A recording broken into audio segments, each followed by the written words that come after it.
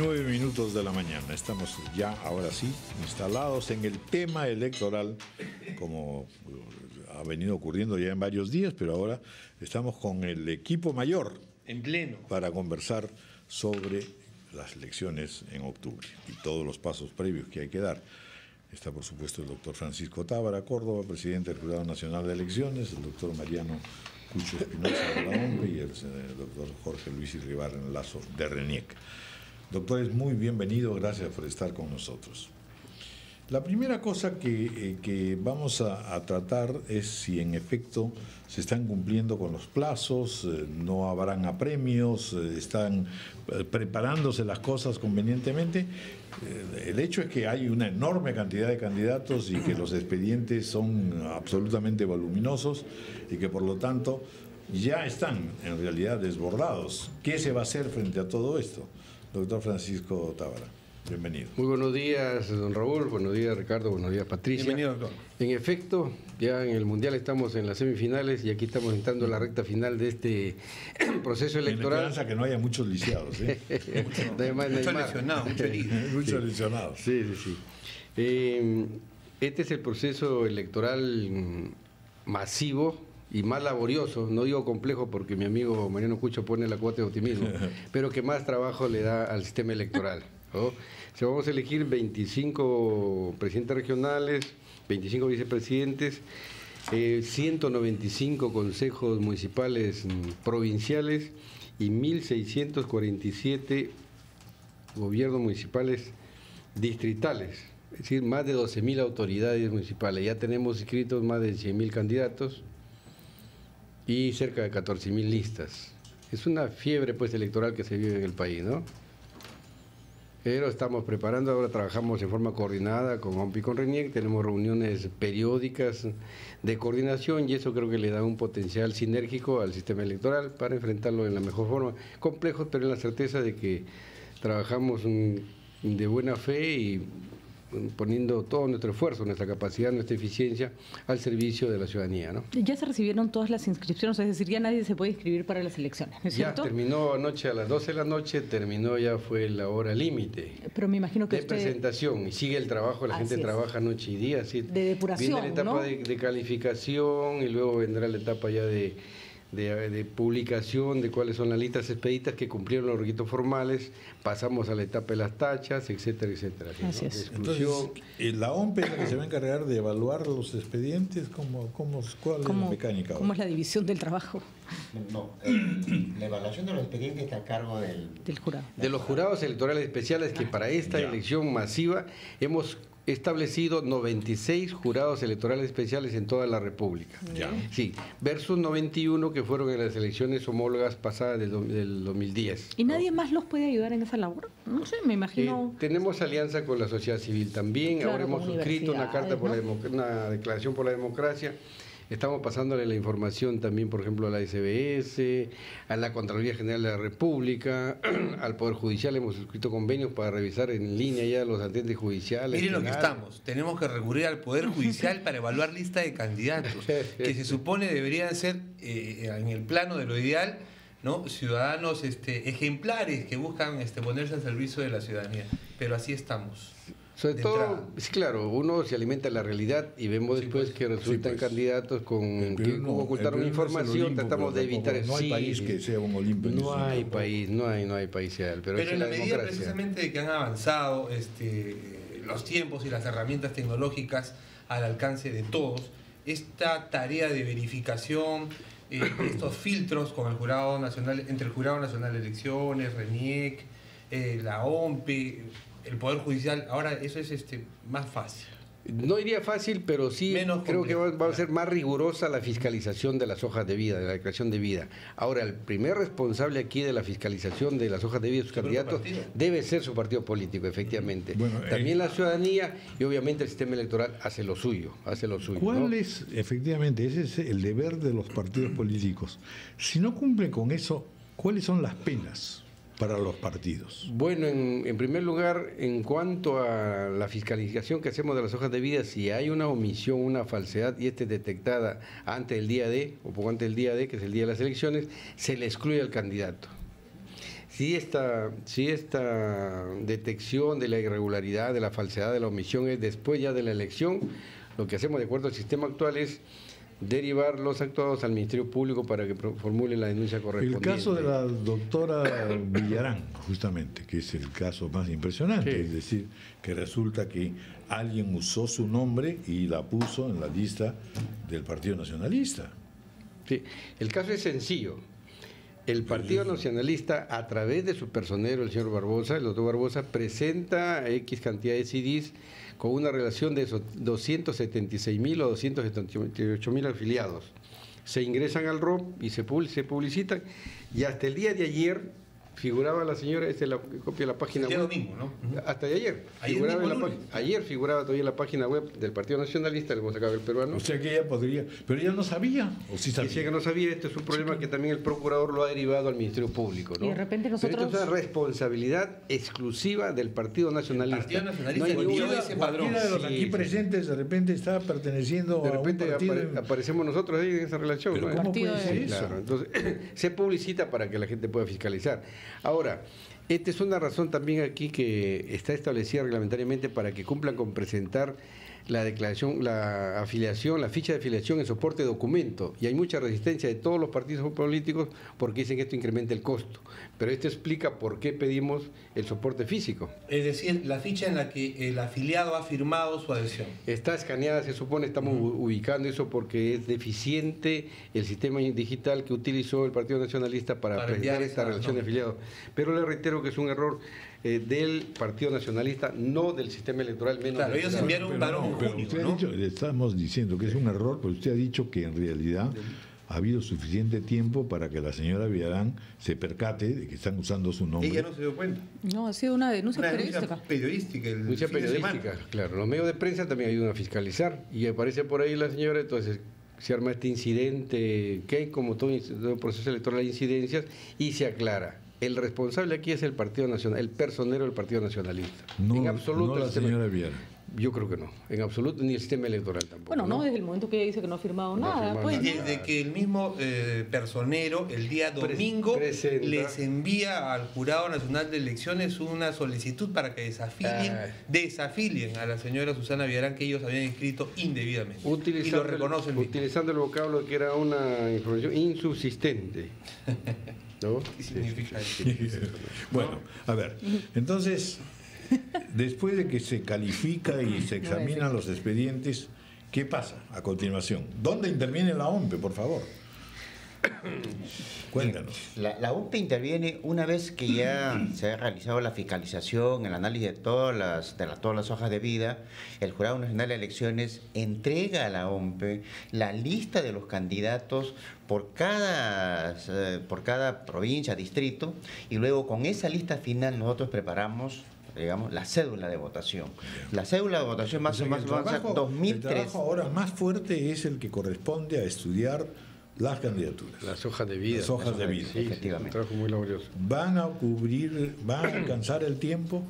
¿Cuántas personas tienen que trabajar en esto? El tiempo es corto, tenemos una cantidad de personas que, de acuerdo a los recursos que nos han dado, pero se trabaja noche y día. Y yo creo que vamos a ser más rigurosos, cada día vamos mejorando en relación, por ejemplo, al último proceso electoral 2010.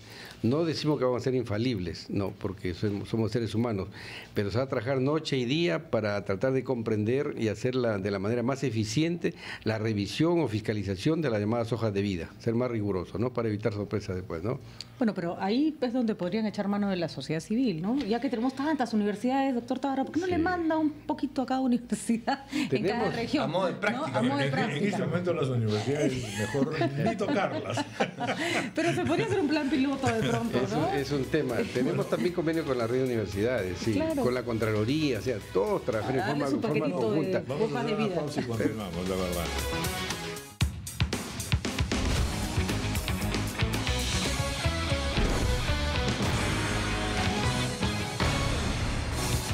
Muy 21. Sí, continuamos conversando con el doctor Francisco Tábara, que nos estaba contando ahora que efectivamente, una vez que ya se han examinado los expedientes, se publica la lista de los candidatos y entonces es posible que cualquier ciudadano plantee tachas, que es también otro de los filtros Claro. importantes, ¿no es cierto? Así es, claro, el ejercicio del derecho ciudadano a decir este candidato tiene tal impedimento legal, pero están previstos en la norma, ¿no? Y tiene que estar sustentado esa tacha, ¿no? Que es evaluada por el jurado electoral especial, decide en una primera instancia y de no estar conforme con la decisión de ese jurado electoral especial, va en apelación al Pleno del Jurado Nacional de Elecciones. Hay días en que se trabaja hasta 10, 12 horas seguidas en el jurado, que se pone... Tenemos un sistema demasiado garantista que no he visto en otros países, que todo va en apelación al Jurado Nacional de Elecciones y todo se ve en audiencia pública, ¿no? Sí, pues es una sobrecarga. Sí, una sobrecarga. Por ejemplo, el señor Gregorio Santos va a ser candidato a la reelección. El caso de Gregorio Santos y de tenemos otros presidentes regionales. Y de otros presidentes regionales, algunos no se han presentado en buena hora, pero no tiene impedimento legal. Estamos tratando de trabajar una iniciativa legislativa para que al menos, bueno, alguien que esté con un proceso abierto y con acusación fiscal o con una sentencia ya podría generarse un impedimento, podría que sea una reforma constitucional. Pero sí la ciudadanía debe estar enterada, porque ¿quién elige la ciudadanía? No el sistema electoral. La ciudadanía debe estar enterada qué candidato tiene un proceso por tal o cual delito, cuál es ese estado de ese proceso penal o civil o laboral que tuviera, y conocer a quién va a elegir, ¿no?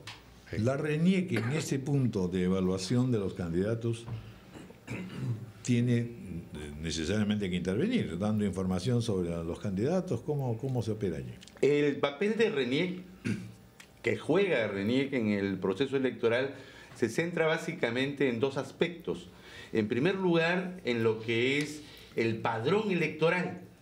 Nosotros en RENIEC garantizamos que el padrón electoral esté actualizado y sea un padrón de calidad, eliminando, por ejemplo, todos los casos de golondrinaje. Golondrinaje, vale decir aquellas pretensiones. Yo conozco como cocinero la sopa de golondrinas, pero el golondrinaje no. Los que se han cambiado de distrito, ¿no? Sí, efectivamente, ¿no? Ha habido un trasvase de votantes de un distrito a otro con el propósito malintencionado de perjudicar la voluntad popular. Ahora, Ese es el concepto, ¿no? Pero para RENIEC el efecto práctico concreto es el cambio de dirección. Eso. Entonces, cuando hay volúmenes importantes de cambio de dirección que migran de un distrito vecino a otro, es donde nosotros le ponemos el ojo. Este año, junto con el Jurado Nacional de Elecciones, hemos procedido a hacer un trabajo realmente significativo e importante. Por primera vez estamos trabajando el golondrinaje, evitando el golondrinaje, haciendo una verificación domiciliaria al 100%. ¿Qué significa esto? Detectados los distritos sospechosos, creamos un contingente de verificadores domiciliarios que van casa por casa para identificar si efectivamente el ciudadano que recientemente se ha mudado vive o no vive ahí. Hemos detectado, después de haber hecho 14.000 visitas en 43 distritos por parte de RENIEC y 19.000 visitas en 71 distritos por parte del jurado, hemos identificado una serie de casos irregulares que, en primer lugar, hay que notificarlos. Oiga, señor, a usted no se le encontró en su casa. O la dirección que usted nos dio no existe, ¿no? Ese tipo de casos. Una vez que se le ha dado la oportunidad de ratificarse o rectificarse, si no lo ha hecho, vamos a proceder a poner en conocimiento de la Fiscalía todos esos casos, porque lo que están haciendo es mintiéndole al registro. ¿Hasta cuándo se puede variar de dirección? Ya no se puede, ¿no? No se puede variar de dirección. Para este proceso electoral, el padrón se cierra el 6 de junio. Se cerró el 6 de junio. Se ha venido trabajando y se ha dado oportunidad para que la ciudadanía tache entre el 18 y el 22 de junio. Hemos recibido entre tachas y observaciones 2.800. O sea, la ciudadanía sí está atenta a este tipo de ¿Qué tache? Perdón, ahí sí no entiendo. Se tacha al ciudadano si vive o no vive en el distrito. Perfecto. O sea, yo ciudadano tengo el derecho de decir, este fulano de tal no vive en el distrito, lo tacho o lo observo.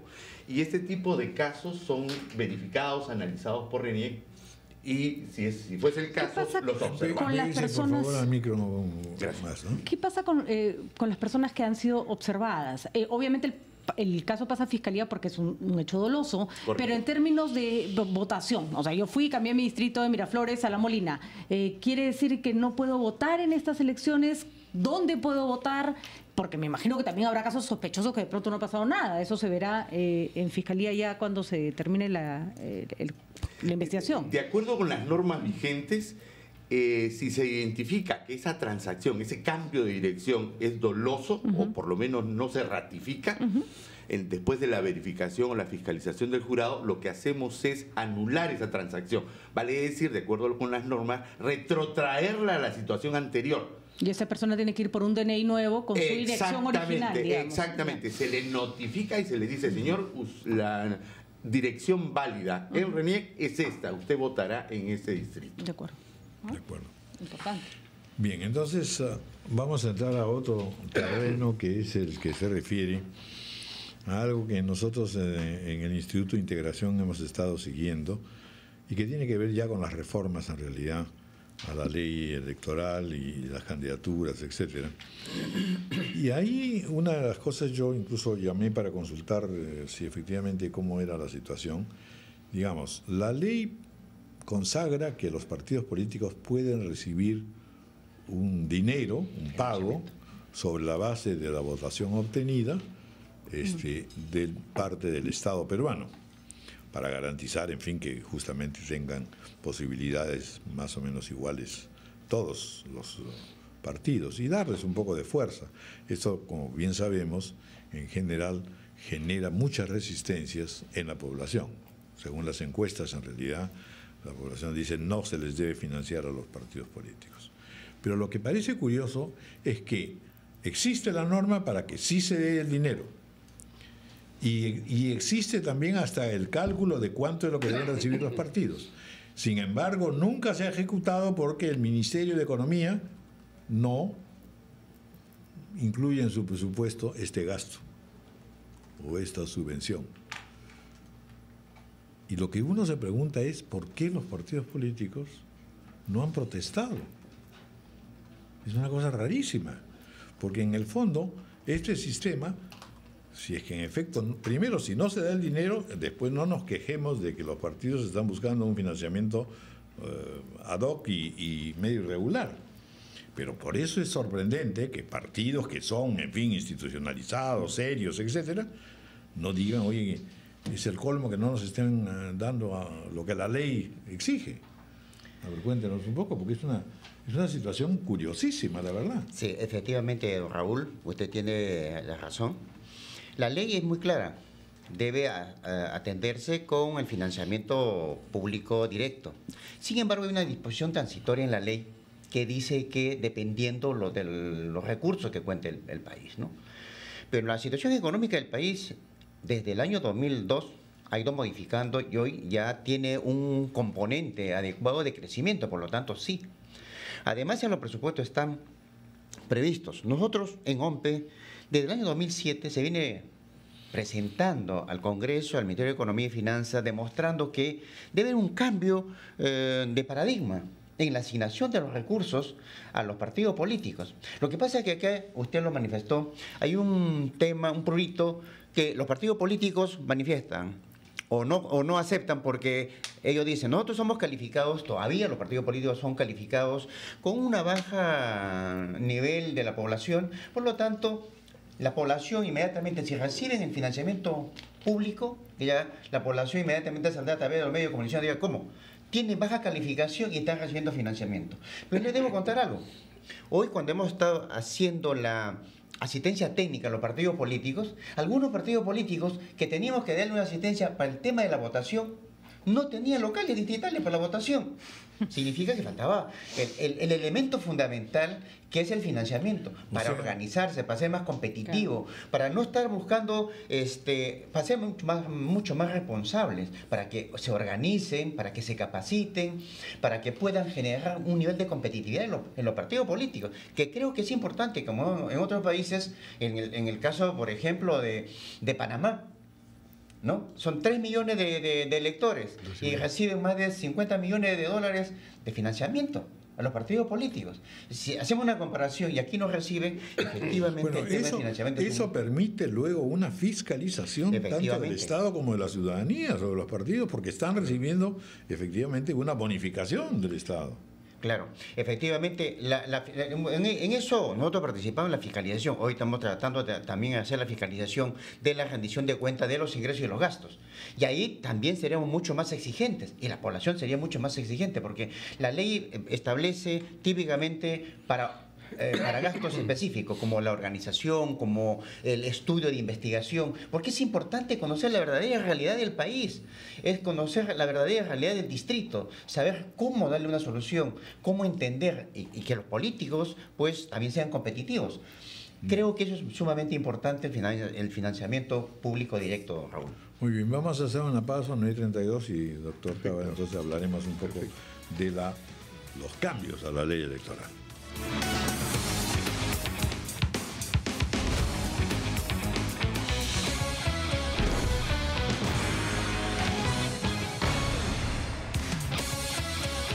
Y 46, continuamos conversando sobre el sistema electoral. Tenemos ya candidatos, tenemos la fecha para las elecciones, sabemos de los miles que están presentándose, y sin embargo también estamos a la espera de las reformas electorales que las tienen en este momento, están en manos del Congreso. ¿Cuáles son y qué posibilidad se tiene, ya no si de aplicarlas ahora o en las próximas elecciones presidenciales? En fin, doctor Francisco Tábara. Así es. El sistema electoral, por primera vez en la historia político-electoral del país, ha presentado importantes proyectos de iniciativas legislativas ante el Congreso de la República. Por ejemplo, un proyecto de nueva ley de partidos políticos, orientado con una vocación de permanencia en el tiempo, donde se plantean normas para el fortalecimiento de los partidos políticos, el fortalecimiento de la democracia interna, por ejemplo, cada militante un voto, y esto permitiría la eliminación de voto preferencial, que ha sido negativa con raras excepciones en nuestro país. Recogiendo también una iniciativa ahí de RENIEC, estamos planteando la identificación biométrica para que no haya estos problemas de que firmé, no firmé, con las huellas digitales. Y el financiamiento público, que estamos ahí regulándola de mejor forma, el financiamiento público directo y un mejor control del financiamiento privado, ¿no? Está mejor regulado las sanciones que habrían ahí, etcétera, etcétera. El financiamiento público es muy importante, yo quiero corroborar las palabras que dijo el doctor Mariano Cucho, porque esto es necesario y conveniente. El año pasado el registro de organizaciones políticas del Jurado Nacional de Elecciones hizo un estudio a nivel nacional, y del total de partidos políticos que figuran inscritos, que son 18, solamente el 20% de los comités tenían existencia verificable en toda la República, ¿no? Este financiamiento permitiría pues de que tengan, por ejemplo, asuman estos gastos, capacitación, comités, la importancia de los comités, y también esto tiene creo que un basamento ético. No permitir el flujo, el ingreso de dinero mal habido, de la corrupción, del narcotráfico, lavado de activos al sistema político, ¿no? Ese es complicado, ¿no? Sí. Tiene que ingresar de pronto hasta la unidad de inteligencia financiera y todo, pero hay una norma, o en todo caso hay un reclamo de los partidos políticos, además del de financiamiento, que me parece más rápidamente atendible, el de equiparar las reglas, las normas que se han puesto para las organizaciones de carácter regional, vecinal, nada más, que tienen un control o unas exigencias menores a las que se le exigen a los partidos políticos. En este proyecto de ley se unifica y desaparece el nomen juris, la denominación de movimientos políticos regionales, partidos políticos nacionales o de alcance regional. ¿No? ¿A partir de cuándo sería eso? Tiene que aprobar el Congreso. Ojalá, primero, ¿no? Claro, está ahí el Congreso, es un mosaico político, está discutiendo desde mi punto de vista de repente demasiado lento esta reforma, que son necesarias para mejorar el sistema político del país, ¿no? ¿Qué otras normas hay? Tenemos también la nueva ley de control de los derechos de participación y control ciudadana, más conocida como la revocatoria. Aquí también hay normas reformas fundamentales. Por ejemplo, aquí estamos planteando la eliminación de las llamadas nuevas elecciones municipales. ¿Qué sucede ahora? Vamos a la revocatoria, se revocan X autoridades regionales o municipales generalmente, y hay que convocar a nuevas elecciones municipales. Gasto y tres grupos de personas en un gobierno municipal. Lo que planteamos es de que sea un proceso electoral de revocatoria único en el periodo, ¿no? Y quienes, después de revocadas una autoridad municipal o regional, que ingrese es el accesitario o suplente, y ese completa el periodo. Para no hacer... Esto solamente significaría el ahorro de barrio de cientos de millones de soles al fisco. Esto lo hemos conversado inclusive con el ministro de Economía para convertirlo en un aliado. También la ¿Han logrado que sea un aliado? Estamos atrás de eso. Es suficiente. Bueno, Tremendo logro. Importante, Sí. porque ese es el titular de mañana. Sí, Presidente del Jurado La Nacional de identificación Elecciones biométrica dice que también, porque la gente quiere firma, que el después dice ministro de no firmo, Economía después sea su no aliado. firma. O sea, la identificación biométrica es aquí un aporte de RENIEC, que esto está muy desarrollado, por ejemplo, en Colombia, la identificación ya es de caracterizar los 10 dedos, ¿no? Y esto es fundamental para evitar esta falsificación de firmas, más fácil para verificar, etcétera, etcétera, ¿no? ¿Cómo es el sistema? ¿10 dedos? ¿10 huellas De digitales? caracterizar en Colombia. Si me lo permite, don Raúl. Colombia es de caracterizar. Efectivamente, a partir de este año venimos trabajando la mejora de nuestro sistema biométrico. Antiguamente solamente, o hasta la fecha, solamente se puede trabajar con 2 huellas, índice derecho, índice izquierdo.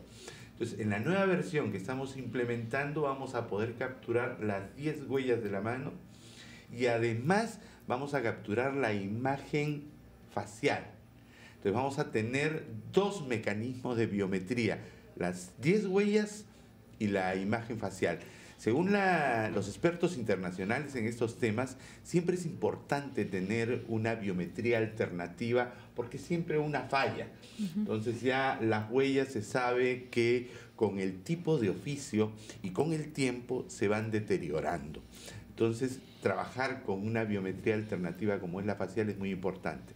Hemos propuesto el sistema electoral incluir este sistema de verificación biométrica.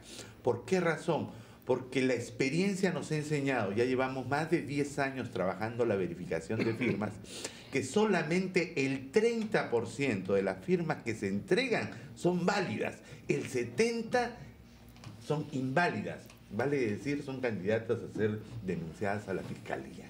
Ese es el concepto. Entonces, ¿cómo evitamos ese tipo de vicios y sobre todo trabajo por demás, ¿no? Estar verificando firmas falsas en el fondo, ¿no? ¿Cómo lo hacemos? Capturando la huella. Entonces, el mecanismo que estamos proponiendo, ya en sus detalles lo vamos a exponer más adelante, tiene por objeto garantizar que el ciudadano que realmente respalda una postulación sea el ciudadano. ¿Qué otras normas se están planteando? Bueno, estas 2 normas son fundamentales, pero ahí tenemos también un proyecto que se presentó en la gestión anterior, un proyecto de codificar esta dispersa normatividad electoral. Tenemos alrededor de 10 o 12 normas, algunas de ellas leyes orgánicas, contradictorias, oscuras, ambiguas. Entonces hizo un gran esfuerzo desde el jurado para codificar esto. No solamente no es una compilación, sino una codificación, significa una unificación sistematizada de estos 10 cuerpos normativos. Lo tienen otros países, esto es fundamental que se aboque. Es una tarea de mediano o largo plazo, pero creo que debe discutirla el Congreso. Pero y el todo Congreso esto está en el Congreso todo esto ¿desde está en el Congreso. cuándo? Los códigos están desde 2011. Ay, no, pues, señor Tábara, ¿me está diciendo usted la verdad? Desde el 2011 están haciendo cola para que los congresistas códigos algún día están les ahí, presten sí. atención. Y esta ley de partidos políticos y la otra ley de los derechos de participación y control ciudadano la presentamos en mayo del año pasado. Además, tengo Es entendido una que ley ha muy sido importante. un acuerdo conjunto. Es decir, Sí. si esto sale, ya ustedes no van a discutir sobre Por qué le primera vez, corresponde a quién. sí, ha ido por primera vez en la historia político-electoral del país, bajo el marco de la nueva Constitución, el Pleno del Jurado, el jefe de OMP, el jefe RENIEC, al Congreso. Esta es la propuesta que tenemos de nueva ley de partidos políticos. Ya, Esta es la propuesta de nueva ley de derechos de participación. ¿Y qué les han dicho en el Congreso? ¿Qué más, hay más urgencia de dar la ley del emolientero? ¿Cuál? Nos citan, vamos, explicamos, pero creo que es deber del Congreso aprobar, discutir y aprobar estas nuevas normas. No llevamos la última palabra, pero que se discuta. Que se discute y que nos inviten, y este es un aporte. Bueno, está sistema claro que la electoral, última claro. palabra tampoco la llevan ellos. Bueno, ahí La tenemos ignorancia del tema, ¿no? igual que en la cosa del financiamiento, resistencias de los partidos políticos, porque prefieren que se mantenga el estatus incierto en el que nos movemos hoy día, ¿o no?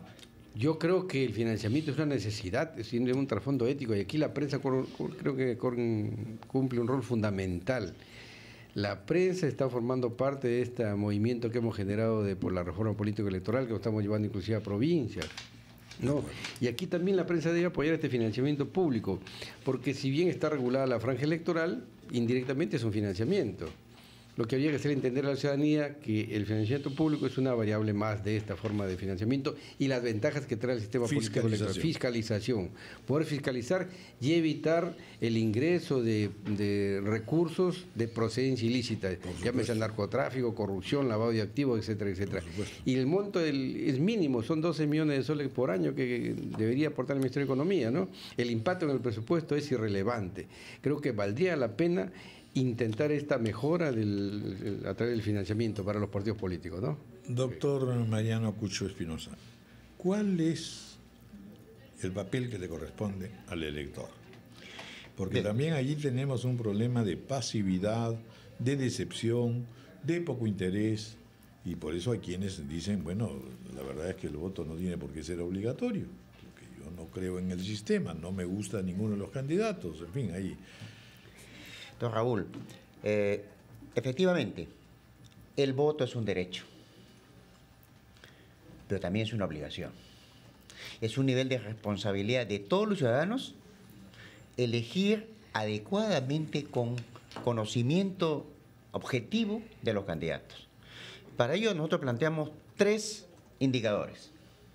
Un indicador es que el elector conozca la hoja de vida de los candidatos, tanto los alcaldes, gobiernos regionales o también los regidores, que conozcan la hoja de vida. Constituye una obligación. Otro indicador es que conozcan los electores el verdadero rol del financiamiento que tienen los partidos políticos. Si presentaron adecuadamente sus ingresos y sus gastos, eso lo pueden ver en la página web de OMP, para saber que es un partido político o una organización política seria y cumplir con las normas de enviar su información financiera. Y otro tercer indicador está referido a la democracia interna. Un partido político que tiene democracia interna hace valer la democracia hacia el país. Un partido que no tiene una democracia interna genera pues un problema complicado de asignación un poco a dedo de la elección de los candidatos. Por ello creo que lo que manifiesta el doctor Tábara sobre la modificación de la ley de partidos políticos, en donde uno de los aspectos fundamentales que se ha propuesto es que existan elecciones internas de los partidos políticos en el mismo día y que el sistema electoral se encargue. Sabemos nosotros, en América Latina, y eso es conocido en América Latina y seguramente en toda América, que la construcción del padrón es el mejor padrón de América Latina, es el Perú. Porque este se actualiza 3 veces al día. Por lo tanto, es un padrón actualizado. La parte de llevar a cargo de las elecciones, OMPE tiene más de 61 procesos electorales llevados sin ningún problema. Y obviamente el tema de la fiscalización que ejecuta el Jurado Nacional de Elecciones, creo que garantizaría una elección interna en los partidos políticos. Y eso garantizaría, pues, un aspecto de la democracia en nuestro país. De acuerdo. Bueno, ya el tiempo nos ha ganado. Por supuesto que vamos a tener muchas ocasiones de conversar con los distinguidos miembros y dirigentes del sistema electoral. Don Raúl, si me permite un par de ideas. Un comercial y regreso. Sí, un par de ideas que me gustaría que la población sepa que se van a realizar en este proceso electoral.